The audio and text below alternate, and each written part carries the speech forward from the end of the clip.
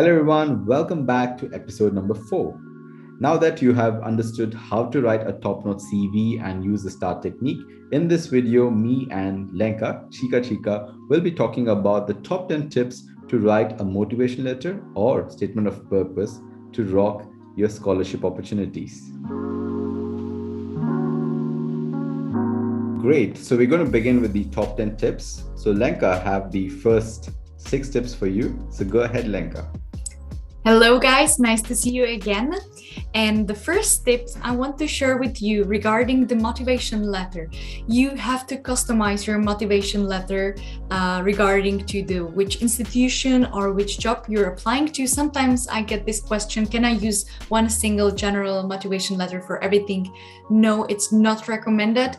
You always have to make the perfect fit with the specific goal, because every institution, every job position, every internship is a little bit different and requires a little bit different skills and experience. The second tip is what I personally do when I start writing the motivation letter, because at the beginning it might be a little bit overwhelming. So I take a pen and paper and I brainstorm and I write down everything what comes to my mind. And then I am selecting more and more what is really important to include in the motivation letter, what I really want to keep in the motivation letter for the final version. The third tip is to write it with easy language. Try to write it easy to read, not like long sentences, never ending sentences. Try to rather keep it short and like catchy. Try to keep to the format which really is speaking your own words, but that doesn't mean you should be any vulgar or informal. You always has to be formal, but try to make it readable. Also, the fourth tip is talk about your relevant skills and why you deserve the scholarship. This one is, I personally included this tip almost at the end, but you can, depends on how you structure your motivation letter. You can compose it anywhere in the motivation letter, but try to really explain why your experience, why your personal story is this, like, why you deserve the scholarship. And the fifth tip I want to share you, it's maybe obvious, but I have to mention it, is avoid any typos, any mistakes in the text, really. And the sixth tip is be precise as possible, keep all information relevant, don't lie about your experience, and be critical, and also try to be practical. Those are my tips, and you can follow with the other 4, Pavan. Thank you so much, Lenka. So let me continue with the 7th tip. So don't show, but do tell. So it's very important that you prove your points instead of just giving a very generic pointer. Time and again, I've seen that we have tendency to write, I'm a good communicator, without even justifying if you're a good communicator or not. So these are something which is very important. So you cut down the fluffy words or buzzwords, but rather only showcase your important points with the clarity. And then moving on to the next point is that go through the letter over and over again. It is very important that you need to be very content and satisfied that you're happy with the motivation letter or the statement of purpose. If you yourself are not content, even though if you provide it for someone to get it reviewed, probably they will not be happy either.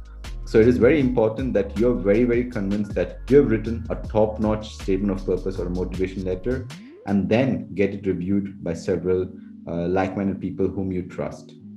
And the final 2 points is that preferably choose the people who will be reviewing your motivation letter or CV, who are close to you, who you can trust, who can give you good critique, but not kind of demean you. You know what I mean, right? And also, please do not try to ask too many people. And this is a fantastic suggestion actually from Lenka, where she has a detailed description on her YouTube channel. You also go check it out. But try to pick probably 2 to 3 people to review your motivation letter. And finally, do not repeat what's mentioned in your CV. This is something which a lot of us have this tendency. but try to actually give more holistic perspective about who you are rather than anything which is repeating from the CV. So go in depth there and try to make a very good narrative about who you are as a person, because sometimes what happens is that through a CV they get some objective opinion about you, but a motivation letter can give a much more overview about who you are as a person, which is very important. This can also give a very interesting perspective about you, which might not be covered in a CV or even in LORs.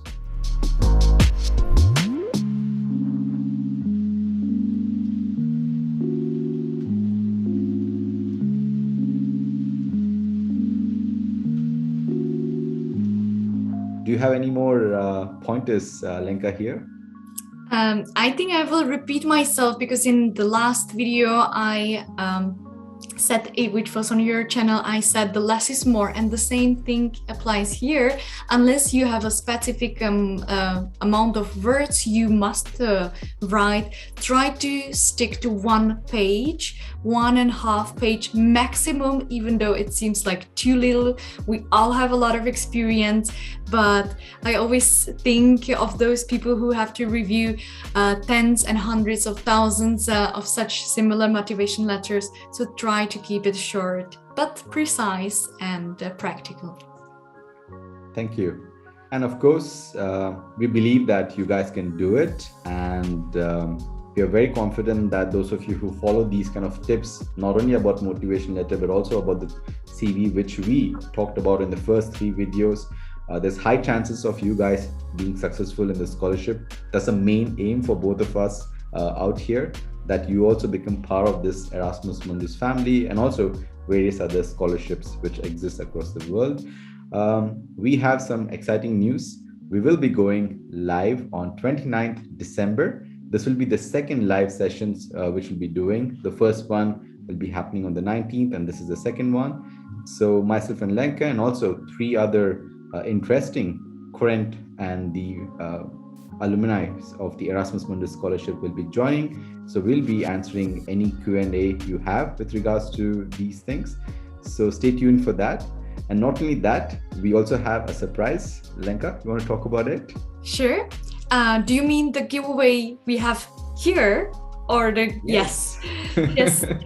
So guys, we prepared for you a template, free template, the academical template for motivation letter. You will find it, I guess, under this video in the description. So feel free to use it. And those are the tips all included in this template. And we both use them. So we are proof of concept for this template. Good luck. Yeah, good luck, and stay tuned for the next video, which will be on Lenka's channel, which will be specifically talking about the top 8 interview tips. Until then, stay tuned. Bye.